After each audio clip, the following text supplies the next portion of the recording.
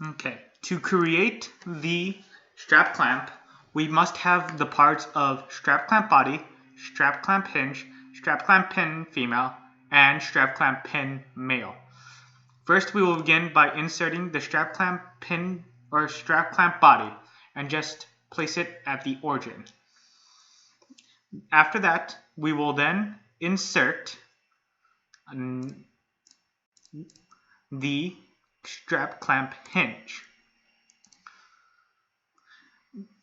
Then we will begin by mating this edge of the circle of the strap clamp hinge to the inner circle here. We will make this a concentric and then accept. The next mate will include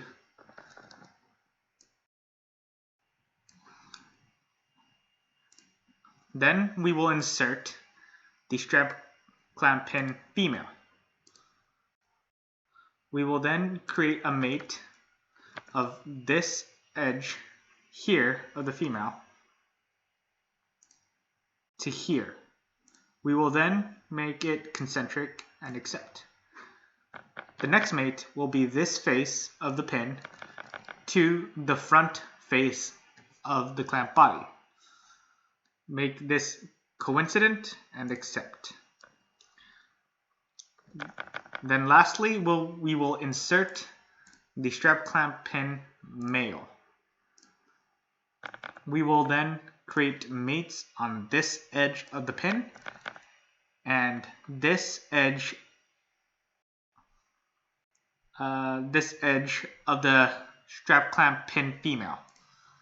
We will make it coincident and make sure it's in proper orientation, correct. We will then select this pin face and make it coincident to this to the back face of the strap clamp body. Coincident, yes, and accept. That is the basic, but now we want to create a dimension, create this, so it will be in place instead of going all over the place. So what we will do is go to the bottom face of this piece of the hinge and click here. We will then click this top face of the body, which I will call this one, the top face, and we will make them parallel to each other, creating this.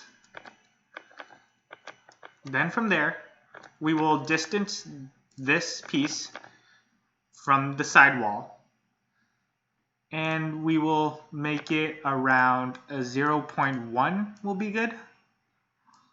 0.05 actually. Let's see if that is a good distance.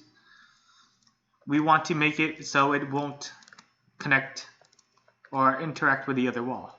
That seems good. Asymmetric.